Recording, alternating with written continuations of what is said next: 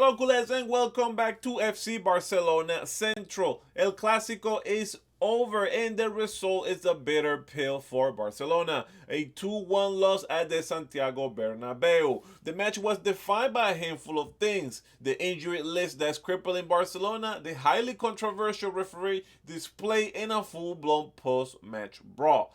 But let's start with the ugly end of the game that required police intervention. The final whistle was not the end of the action. The monumental brawl erupted on the pitch, requiring for the intervention of both the coaching staff and the national police. And it was all ignited by Dani Carvajal. As soon as the referee signaled the end of the match, moments after Pedri's late expulsion for the challenge on Tchouaméni, Carvajal aggressively confronted Lamine Yamal. The Madrid captain was clearly salty by Lamine Yamal's pre-Clásico comments and proceeded to chastise him with words and gestures. The confrontation escalated quickly, and both players and staff from both benches went onto the pitch. From the Madrid side, including Thibaut Courtois, was highly volatile Vinicius Jr. They both joined Carvajal aggressively, gesturing towards Lamine Yamal, telling him something like this, like, "You talk too much." For the Barcelona players, including a composed and calm headed Frankie de Jong, who immediately rushed to protect Lamine Yamal. The tension spilled over the bench area, where the source of the initial dispute there was Vinicius Jr., who jumped off the bench to provoke Barca staff after Pedri's next red card. The drama continued, resulting on an expulsion after the match. Real Madrid reserve goalkeeper Lunin was shown a red card in the tunnel for, quote, leaving the bench towards the rival bench in an aggressive attitude, end quote. The match sheet also reported yellow cards for 6 other players, including Fermin, Valde, Ferran for Barca, and for Madrid, Militao, Rodrigo, and Vinicius. It was ugly, tense, and a clear personal end to a disappointing afternoon. The match was defined by key moments, and sadly, the officiating was one of them again, and it obviously fell short.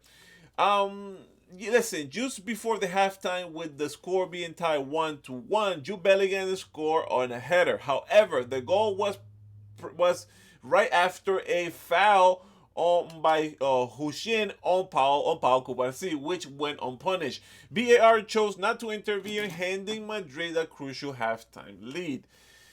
And early in the second half, another referee signaled a penalty for Eric Garcia, a handball. Chechny stepped up and made a massive save against Mbappe, keeping Barca in the match.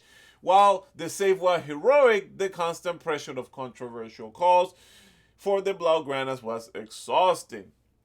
And in the opening minutes of the game, Soto Grado initially pointed to the spot, signaling a penalty on Lamine Yamal. However, VAR correctly advised him to reverse the call, showing that the foul was actually on a Madrid player. This highlights the referee's initial instability at the very beginning of the game. Despite this chaos, Barca did fight back. The team showed resilience, equalizing through Fermin Lopez after a quick counterattack sparked by Marcus Rashford assist. However, the team could not hold on to the lead due to the physical toll of the game and some of the refereeing mistakes.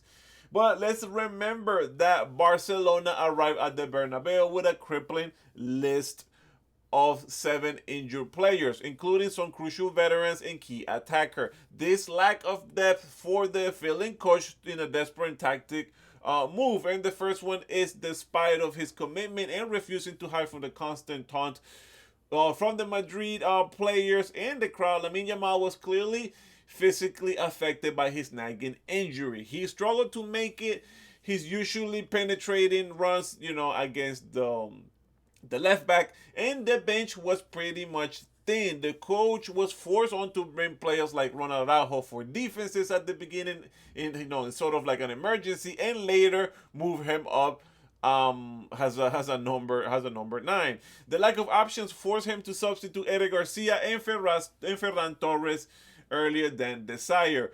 Also, let's remember, we did not have Hansi Flick right on the pitch with us. He was watching from the stands because he got a red card, 2 yellows, 1 red on the last game. The team definitely fought hard, even though Koundé had a late equalizer or chance, but ultimately the sustained pressure and the sheer lack of fresh leg proved too much for Barcelona. Barca now trailed behind Real Madrid by 5 points in the title race.